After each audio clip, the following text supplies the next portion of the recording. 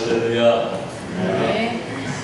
요즘 날씨가 아주 무척 찜통 더위라고 그러죠.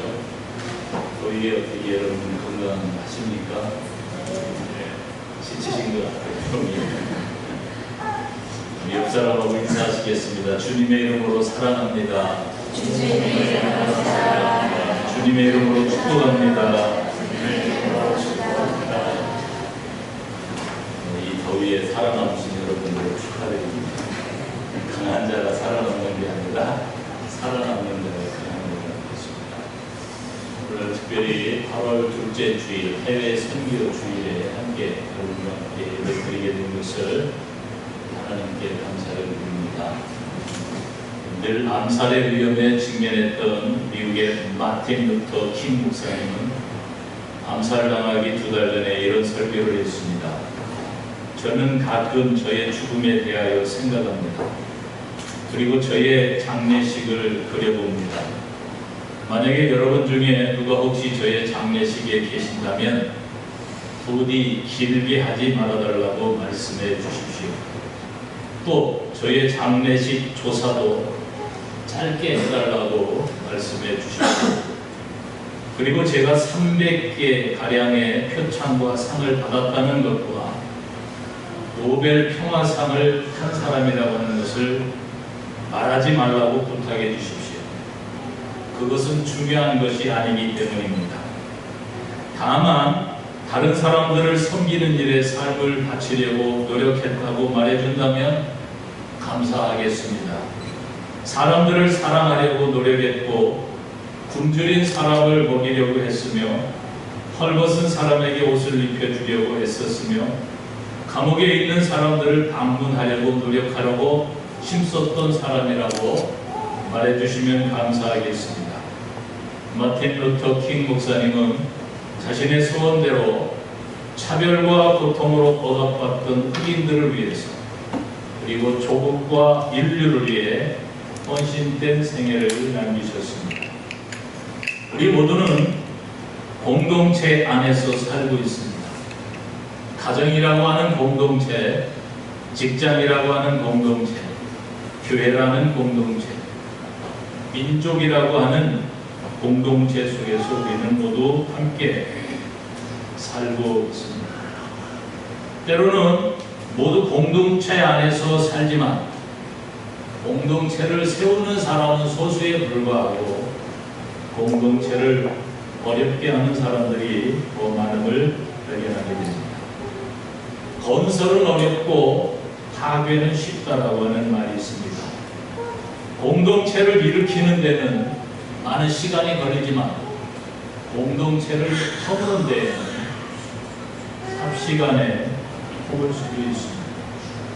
오늘은 8.15 광복절 73주년 기념주일이자 해외 선교 주일입니다. 무엇보다도 공동체를 소중히 여겨야 할 때라고 여겨집니다. 오늘 본문에 나오는 느헤미야는 바사 제국의 제6대 왕 아닥사스다 왕 때에 술을 맡은 아주 높은 관원장이었습니다. 비록 나라는 잃고 포로로 끌려간 상황이었지만 그 압제를 당한 그 나라에서 왕의 신임과 상당한 지위와 편안한 생활을 할 수 있는 그런 보장된 삶을 살아가는 사람이 느헤미야였습니다. 그러나 그는 궁궐에서 그렇게 편안하고 안락한 삶을 사는데 자기의 고국으로부터 비보를 듣게 됩니다. 예루살렘 성전이 회파되었다고 하는 소식을 듣고 자신은 편안하지만 자기의 고국을 생각할 때, 공동체를 생각할 때 마음이 몹시도 괴로웠습니다. 결국 그는 결단을 했습니다. 왕의 만류에도 불구하고 그 귀한 기회와 자리를 버리고 고국 예루살렘으로 돌아와 회파된 예루살렘 성전을 다시 수축하게 됩니다. 그런데 문제는 예루살렘 성전을 다시 회복해서 수축했지만 예루살렘 그 도시에 살고자 하는 사람들이 많지 않았다고 하는 것입니다. 그것은 세 가지 이유 때문에 그렇습니다. 첫째는 예루살렘은 위험한 곳입니다. 적국이 침공을 할 때 이스라엘의 수도인 예루살렘부터 공격하기 때문에 예루살렘에 산다고 하는 것은 자기의 가정에, 자기 개인의 건강에 위험을 노출하는 것이기 때문에 많은 사람들이 예루살렘에 거주하는 것을 꺼려했습니다. 둘째는 예루살렘은 불편한 곳입니다. 오랜 세월 동안 적의 침략으로 패파던 곳이 많기 때문에 생활이 불편하고 삶의 여러 가지가 불편합니다. 셋째는 해야 할 일이 많은 곳입니다. 그래서 서로 예루살렘에서 살려고 하지 않습니다. 바로 그때 성전을 회복한 그 느헤미야가 신앙과 지도력을 발휘했습니다. 오늘 본문에 보면 네 부류의 사람들이 사람들에게 권면하고 독려했습니다. 이스라엘의 공동체를 세워나가는 것과 같은 일에 협력하게 됩니다.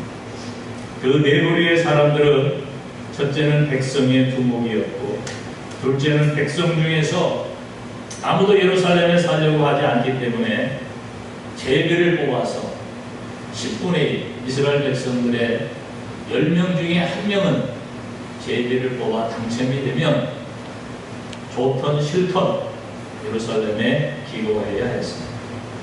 그리고 세 번째는 자원하는 사람들이 있었습니다. 그리고 네 번째는 이 세 부류의 사람들을 격려하고 복을 비는 축복하는 것과 같은 것입니다. 이스라엘이 나라를 빼앗기고 어려움에 처했을 때 가까스로 성전을 건축했지만 예루살렘 도시에 서로 살려고 하지 아니할 때 이 네 부류의 사람들의 희생과 설선수범과 헌신을 통해서 이스라엘을 다시 공동체를 세워나가는 일에 밑바탕이 되었다고 하는 것입니다. 자, 이 네 부류의 사람들을 다시 한번 좀 더 구체적으로 생각하면서 우리가 속한 가정이 됐던 직장이 됐던 교회가 됐던 이 대한민국이 됐던 공동체를 일으키고 세워나가는 저와 여러분들이 될 수 있기를 주님의 이름으로 축복합니다. 네. 첫 번째는 지도자들이 앞장을 섰다고 하는 것입니다. 자, 오늘 본문 느헤미야 11장 1절에 보면 백성의 지도자들은 예루살렘에 거주하였다. 누구든지 다 예루살렘에 거주하기를 꺼려하는 그때 백성의 지도자들이 나섰다. 지도자가 무엇입니까? 앞선 자들입니다. 지도자는 군림하고 다스리고 지배하는 사람들이 아니라 앞서서 오늘 보이고 희생하는 사람들입니다. 느헤미야의 지도력에 맞춰서 백성의 지도자들이 주의 일에 앞장섰습니다. 여러분이 아시는 대로 무슨 일이든 솔선수범에는 희생에 따르기 바랍니다. 요즘에는 전쟁의 위협이 많이 없어졌는데 지금으로부터 22년 전에 1996년 9월에 강릉에 북한에서 잠수함이 무장공민들이 잠수함을 타고 침투해서 26명이 넘어왔습니다. 모두 사살이 됐는데 그때 우리 군도 희생이 많이 되었는데 특별히 소대장들이 희생을 많이 했습니다. 10명이나 소대장들이 희생을 겪었는데 왜 희생을 겪었느냐 하면은 옛날에는 소대장들이 그 소대원들을 지휘할 때 맨 뒤에서 돌격 앞으로 그러면 소대원들이 수류탄을 들고 총을 들고 막 나가서 싸웁니다. 그런데 요즘에 군대에서 소대장이 맨 뒤에 서가지고 돌격 앞으로 그러면 떠나가세요. 아무도 안 나가요. 그래서 소대장이 수류탄을 들고 총을 들고 맨 앞에 서서 나를 따르라. 그래야 뒤에 사람들이 갈까 말까. 여러분 옛날하고 지금 시대가 많이 달라졌습니다. 그래서 소대장이 됐든 중대장이 됐든 대대장이 됐든 여러분 심지어 구역에서도 부역장이 되면 부역원들의 돈을 벌여야 돼요. 부역장에 아무도 안 계신가 보네. 희생을 해야 됩니다. 아멘입니까? 아멘. 앞으로 이제 부역장을 안 하시려고 그러는데, 부역장이 되면, 무슨 장이 되면 언제 희생을 해야 되는 거예요. 앞장서야 되는 거예요. 교회도 마찬가지예요. 교회도 저도 목회를 많이 했었지만, 목회를 할 때 교회를 건축한다든가 리모델링을 한다든가 뭐 전도를 한다든가 뭐 하면 담임장관이 제일 먼저 앞장섰어요. 없는 살림에 희생을 해서 건축 업무를 하고, 아니면 몇 년치 거를 미리 목돈으로 하고 나중에 생활비 받아서 그거로 하는 거지. 해도 되고 안 해도 되는데 먼저 희생을 해야 됩니다. 본을 보여야 됩니다. 앞장. 이스라엘 백성들이 아무도 예루살렘에 살지 아니하려고 할 때 백성의 지도,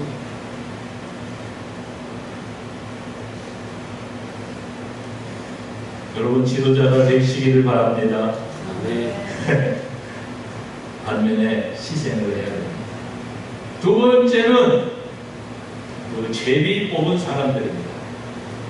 1절 후반절에 보면 그 남은 백성은 제비를 뽑아 10분의 1은 거룩한 성 예루살렘에서 거주하게 하고 그 10분의 9는 다른 성읍에 거주하게 하였으며, 아무도 가려고 하지 않고 백성의 지도자들, 소수의 사람들만 예루살렘에 남겠습니다. 일반 사람들이 예루살렘에 살기를 거부하기 때문에 우리가 살겠습니다. 그런데 여러분, 백성의 지도자는 숫자가 한정적이잖아요. 그러니까 예루살렘 도시를 운영하고 유지하기 위해서는 지도자들의 숫자만 가지고는 턱없이 모자라는 거예요. 그래서 어쩔 수 없이 안 되겠다, 우리가 제비를 뽑아서 10명 중에 10분의 1은 의무적으로 강제적으로라도 당첨이 되면 누구든지 그 예루살렘에 와서 살도록 합시다. 그렇게 해서 제비를 뽑아서 10분의 1에 일반 백성의 10,000명이면 1000명을 제비를 뽑았어요. 그럼 제비를 뽑을 때 얼마나 떨렸겠습니까? 가기 싫은데, 예루살렘에 가면 죽을 수도 있는데, 희생을 해야 되는데, 어쩌면 손해를 봐야 되는데, 그러면서 제비를 뽑을 때 제발 당첨되지 않기를 바랍니다. 아마 기도하는 마음으로 뽑았는데 당첨. 그러면 그 가야 되는 거예요. 근데 여러분, 이스라엘 백성들의 이 제비 뽑는 것은 그냥 운으로 재수로 이렇게 뽑는 것이 아니라, 제비 뽑는 것과 같은 배경에는 하나님의 뜻이 그 속에 담겨져 있습니다. 이것은 하나님께서 선택한 것이라고 하는 것입니다.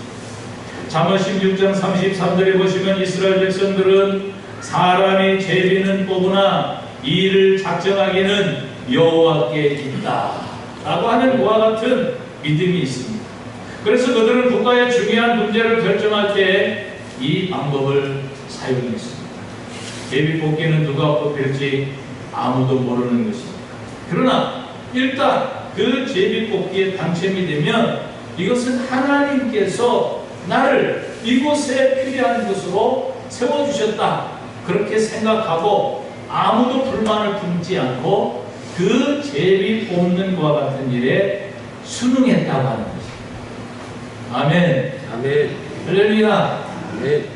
만약에 혹시 사장님이 무슨 일을 할 때 아무도 안 하려고 했어요. 우리 여기 모인 30명이 모인 사람 중에 3명을 제비 뽑아서 그 일을 나가도록 하겠습니다. 그래서 여러분, 뽑히면 할렐루야 하고 나갈 수 있기를 바랍니다. 아멘. 아멘. 교회는 여러분 서로 하려고 하는 그런 마음도 있어야 되지만 누군가는 해야 되는 거죠. 여러분, 내가 하기 싫은 일은 다른 사람도 하기 싫은 일이에요. 그런데 다른 사람이 하기 싫은 일을 내가 그만큼 했을 때에는 누군가는 편리성을 지킬 수 있다고 하는 것입니다. 그래서 제비법은 그와 같은 거기에 당첨된 사람들이 기쁨으로 나가서 그 예루살렘에 살게 됐습니다. 자, 그리고 그 다음에 또 한 부류의 사람들이 있는데 그 한 부류의 사람들은 자원하는 사람들입니다. 자, 2절 말씀해 보시면 예루살렘에 거주하기를 자원하는 모든 자를 위해 예루살렘에 거주하기를 자원하는 사람. 이 사람들은 백성의 지도자도 아닙니다. 그리고 제비 뽑아서 당첨된 사람도 아닙니다. 그냥 일반과 같은 사람들로 자기가 살고 싶은 곳에 가서 여리고에 살고 싶으면 여리고에 살고 갈릴리에 살고 싶으면 갈릴리에서 살 수도 있는데 안 되겠다. 들어보니까 나라가 어려움에 처하고 성전은 회복이 되었는데 재건이 되었는데 예루살렘 도시에 살려고 하는 사람들, 지도자들은 희생을 해서 그곳에 가고 10분의 1을 뽑혔는데도 아직도 예루살렘의 도시에 사람들이 필요하다라고 하는 것을 공감하고 자기 자신 스스로가 자원해서 그 일에 참여했다고 합니다. 아멘. 할렐루야. 여러분, 가정이 됐든 교회가 됐든 직장이 됐든 민족이 됐든 여러분 이렇게 자원하는 사람, 스스로 자천하는 사람, 스스로 마음에 우러나와서 사람들이 하지 않는 일을 하기를 원하는 그와 같은 사람들 때문에 여러분 그 공동체가 아름답게 세워져 나가는 것입니다.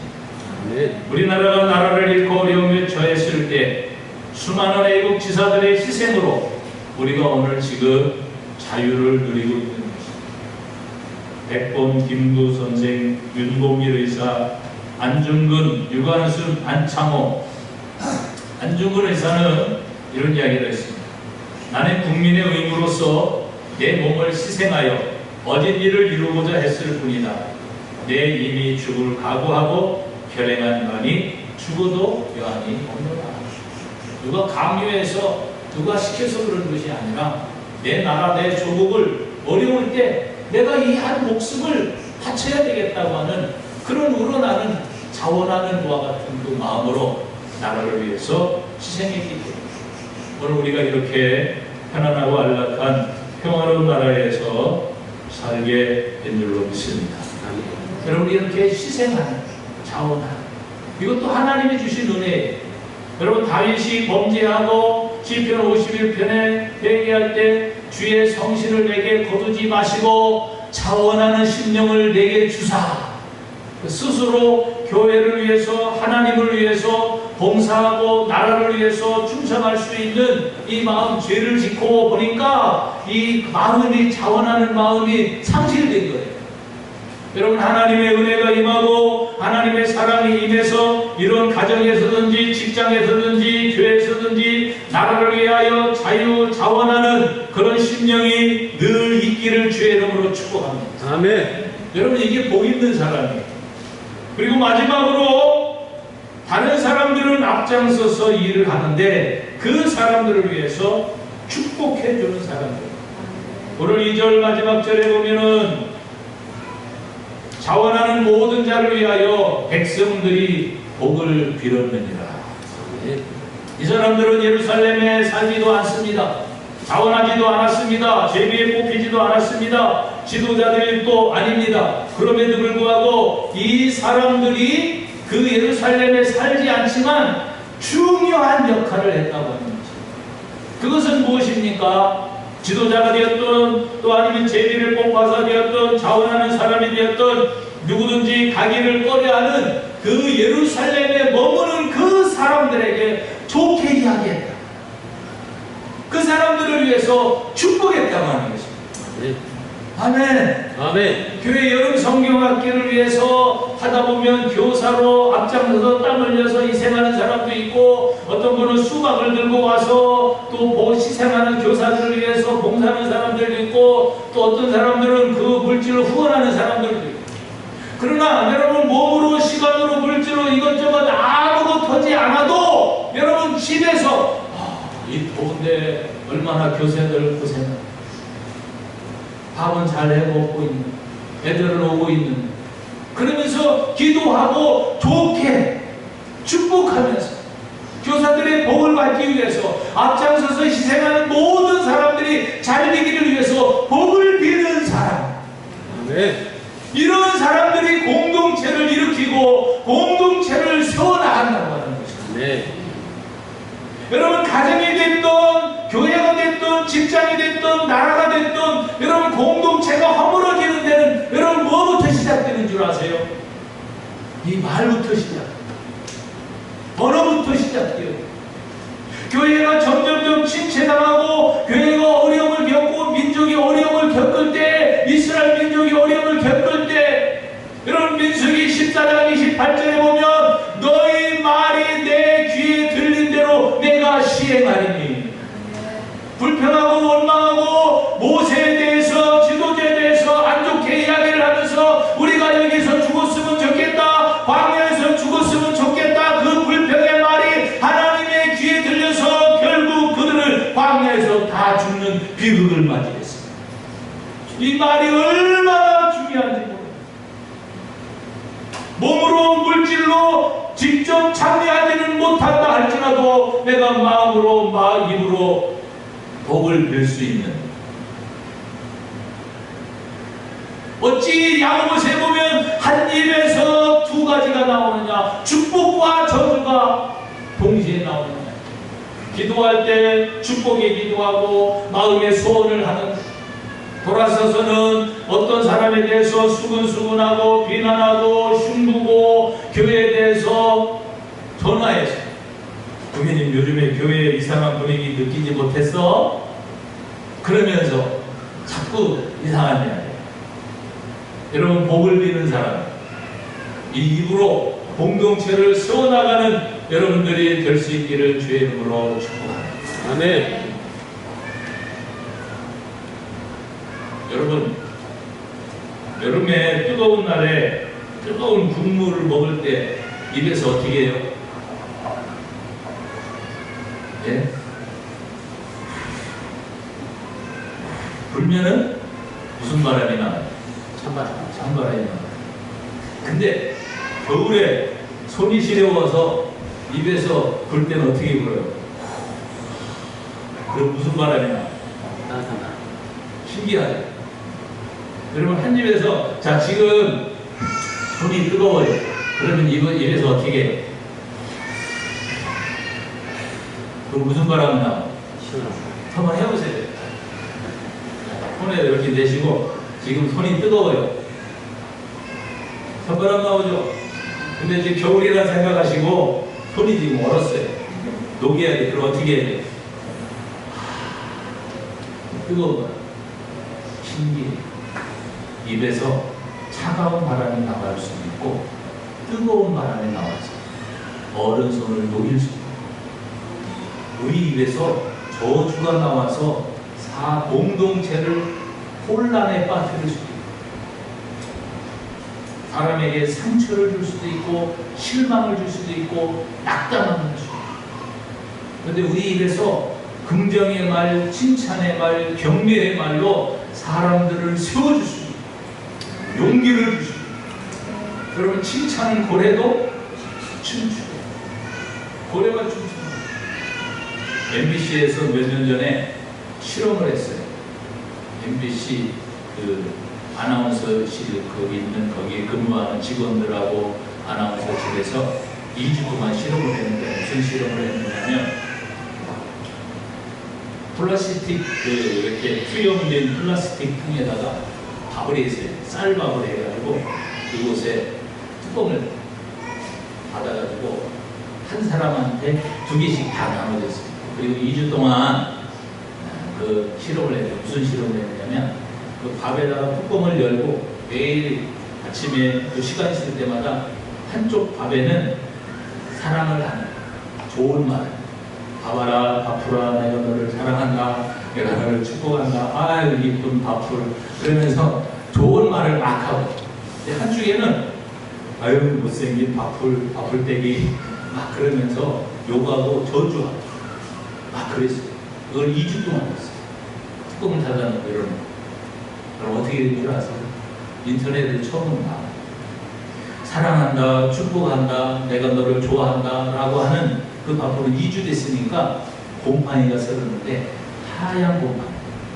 그리고 많이 이렇게 축소가 되지 않았습니다. 그런데 한쪽에 막 저주하고 욕하고 막 미워하고 나쁜 말을 하고 막 했던 그 바풀은 곰팡이가 썰었는데 하얀 곰팡이. 그리고 그 원형에서 많이 이렇게 축소가 됐어요. 거의 없어진 거죠. 그 나중에 2주 후에 보니까 신기하다.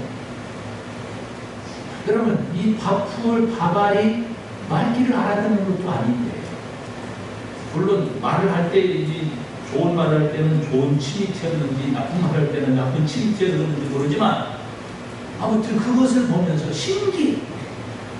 그런데 여러분, 인격을 가진 사람이 말귀를 알아듣는 귀를 가지고 있는 사람에게 나쁜 소리를 들어서 계속 저주의 말을, 흉보는 말을, 비평의 말을 들었을 때는 여러분 우리가 어떻게 했느냐? 누구도 예루살렘에 살기를 원하지 않아요. 지도자들이 희생하고 제비 뽑힌 사람들의 10분의 1의 사람이 가고 거기에 자원하는 사람들이 갔는데 거기에 살지도 않은 그 나머지 사람들은 갈릴리에 살든지 어디서 살든지 그 예루살렘에 가서 사는 사람들을 복을 빌었다. 축복을 했다. 여러분, 이 당진 구세군 교회가 부흥되기를 원합니다. 아멘. 여러분, 앞장서서 희생하는 사람이 있어요. 왜 또 아멘이 갑자기 없어져? 아멘. 설선수범하는 사람이 있어야 돼. 아멘. 그리고 뒤에서 내가 거기에 참여를 못한다 할지라도 이야기라도 좋게 해줘. 아멘. 복이라도 빌어줘야 되는 거야. 아멘. 아이, 부교님 지난주에 성경학기 했다며 고상했다며 얼마나 수고했어. 나 정말 오고 싶은데 못 와서 미안해. 내가 집에서 기도는 했어. 말이라도 이렇게 해, 여러분. 좋게 해야 되는 거예요. 복을 빌어줘야 돼요. 여러분, 복을 받고 싶으세요? 제가 복 받는 비결을 알려드릴까요? 복 받을 짓을 하는 복을 받습니다.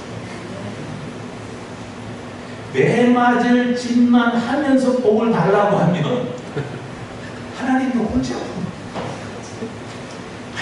맨날 교회를 어렵게 하고 사관님을 힘들게 하고 구역에 가지고 막 이리저리 막 흉보고 수긍수긍하고 그래가지고 사람들이 교회를 갈까 말까 막 그렇게 해놓고 하나님 교회 와가지고 복을 주세요, 잘 되게 해주세요. 여러분, 어떻게 하면 복을 받는다고요? 복 받을 일을 하면은 복을 주는 거예요. 그렇잖아요. 하나님이 돌아가신 분이 살아계신 분이에요. 살아계셔도 시퍼렇게 살아계신 분이에요. 하나님 눈을 뜨고 보고 계신데 모든 행하는 평상시의 삶은 복 받을 일을 하지 아니하고 매맞을 일만 하고 사람들을 힘들게 하고 어렵게 하고 공동체를 점점점 낙심시키면서 하나님 잘 되게 해주세요, 축복되게 해주세요, 야 너 신보라 바꾸라 그러지 않으시겠느냐. 복을 비는 사람들, 여러분 사관님을 위해서 축복하십시오. 기도하십시오. 여러분 구역을 위해서, 주일학교를 위해서, 학생회를 위해서, 청년들을 위해서, 공동체를 위해서 복을 비는 사람, 이런 사람들이 될 수 있기를 주님의 이름으로 축복합니다. 아멘. 기도하시겠습니다. 아멘.